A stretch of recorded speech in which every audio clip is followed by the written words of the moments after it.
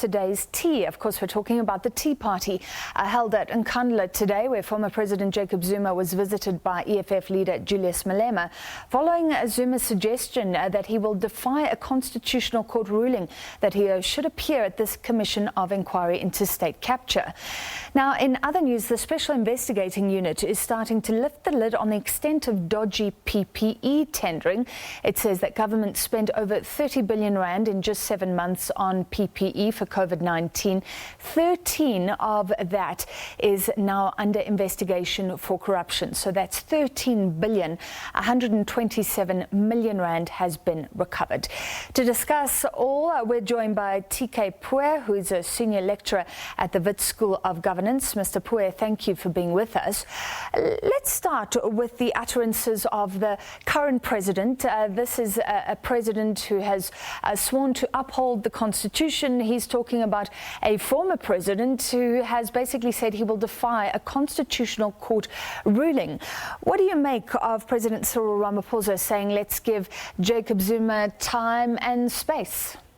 Well, good evening. I think it's the usual approach of President Cyril Ramaphosa, which is to not get lost in the, in the fanfare of the problem at the moment and try and give it time. However, one might argue that it's also his weakness that he's never quite seemed to be decisive in addressing what people have come to call a constitutional crisis, which I don't quite agree with the framing of it, but I see where they're going. Yeah. Well, some saying this is a test not only of him, but of the ANC. It has to show that it respects the Constitution, the whole process that we went through at the dawn of democracy. Do you think it is a test? I don't think so, and I say for this one reason. At the end of the day, if our Constitution really is it's only, let's say, so strong, why are people really making hullabaloo about it? Because truly, it cannot be that a singular individual who's based in a certain place in KZN can really bring the whole house down. If anything, I think we should actually see how does this actually play out. Because if he is seen, or if he carries out the actions that he said he will not go a step forward, there are your normal legal requirements which will come into the fore. And if a former president can be held accountable, I think that's a good thing. So I really don't see why people are making it a bigger issue than what it is. All right, so a different way of seeing it. And of course, it is a free country.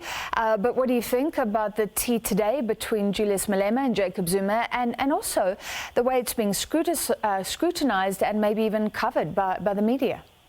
I'm sure you can tell by the tone I'm taking that I don't really see why we need to have to see that people are having tea. In fact, if anything, people are not even invited into the building, which says to me that perhaps we're looking at this in the wrong way. I think there are enough big problems with South Africans who want to be addressed. I mean, this week we heard about what happened to Greyhound. We've heard what's happening with regards to the rollout of the vaccine. I think that's what we should be focusing on. That former President Jacob Zuma is meeting the current member of parliament who is also a member of the opposition. For me, it doesn't really carry any sway. And I think we really are wasting our time and actually moving our eyes from what's really important in this country, which is how do we really get people back into work? How are we going to really see out the year 2021? Those are things which people make bread and butter issues. That people are having tea and we're not invited, it's not really an issue, and from my humble opinion. And I mean, some talk of the Constitution, what Julius Malema may say, that he should go to the Zondo Commission. Nobody knows, but underneath this, Mr. Pooe, isn't there a fear, perhaps, of an alliance between people who are influential and who are all facing prosecution? So that would be Jacob Zuma, Julius Malema not, but the VBS accused, some in close proximity to him, Ace Magashule, even the Secretary General of the ANC, facing several claims in the Free State, one of which is now in the courts. Is that a valid fear? That there could be an alliance that then criticizes the judges and strengthens one faction of the ANC?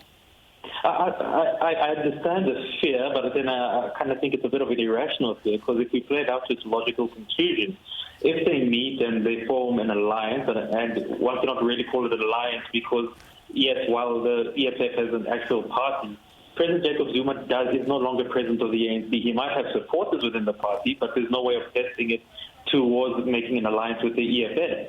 So for me, I'd rather say if this alliance does form, it's actually going to show what's the hypocrisy of the South African political elite, which is to say today you're in bed with this person, tomorrow you're in bed with another person. It really should be making us ask questions of, when we speak about a political elite in South Africa, clearly you and I are not really involved in their thinking. And that really should make us think, how do we, in the next coming elections in the next coming years, really put people to the fore that are going to advance the issue of how do we grow the economy, how do we sort out issues in our townships and rural areas. So for me, if they want to create an alliance in inverted commas, let them go on ahead about it, because for me it just shows that really where our political elites are, and it's not something I think we should be really worrying ourselves about. All right, well, thank you for bringing up an important issue that affects so many people's lives, the economy. And let's talk about the cost of corruption. Are we able to start to get a sense? I guess COVID-19 corruption, it's been decried, people profiting off a pandemic. But your opinion first, was this an unusual event with lots of scope for corruption because it was a lot of procurement done in a short space of time? Or has COVID-19 and PPE procurement just exposed what's always been going on? I go with the latter, that the COVID-19, if you were ever in doubt as to where the South African polity is, which is the state, individual's morality, COVID-19 has simply exposed that it lays bare the fact that, listen, we have a political elite who sometimes collude with administrators. Sometimes administrators are under duress to do these things, and people have just been helping themselves. For me, the bigger question to ask is, while we're happy with what the SIU is doing, what the process that follows now, that the SIU will take what is found, give it to the NPA, and then prosecutions are supposed to happen. But the argument I've always made is how I wish that we can actually just have a longitudinal approach to this and say, listen, let's actually investigate corruption from the 1985s, because that's when a lot of things were happening, when the National Party knew that they were going to exit the system, till the present time. Because to simply say that, listen, this one moment of COVID-19 is the only time we're going to really get these people, for me, it's a bit weak. And I think we should really just go for a holistic approach to say, let's start fresh, audit everybody, especially those people who are in politics, and let's actually get this country in the right way. Won't that take years, and you miss the opportunity to catch people now with their hands in the cookie jar? The argument I put forward to that response is to say, I think we can go after their money, if I'm not mistaken. And unfortunately, this might have to say, listen, if you are one of their relatives, their kids, their great-grandkids, we are going to go after you. Because I think that's the only way that you really nip corruption in the bud. And I point people to what happens in places like Singapore, where if you're accused of corruption, especially government corruption, the barriers to you actually wanting to do corruption are so high that you would just rather go back, because you can never mind getting a criminal record. You can literally be struck off the roll for ever working for the state again. Yeah. Well, this investigation itself, like you said, the former president could come under scrutiny around the Constitution. What about this investigation? And it is being held quite transparently. I mean, is that in itself a good sign and a possible future barrier to corruption? I don't think so, because at the end of the day, until you see people actually going into jail as in a quick way, because as I saying, sometimes time becomes an issue where these things go on, and we've seen this with the former president, that he's very skilled at using the loopholes within the state to actually make his argument. So for me, it's one of those things which says that, look, if we have to wait for investigations such as this nature to take place, then we're basically on the wrong foot. Yeah. Mr. Pooe, you've alluded to it. One of the non-surprising findings is that there was political pressure in the procurement of PPEs. So we'll see which politicians are held to account. But what is best practice? I mean, isn't there a way to get the politicians out of this decision-making?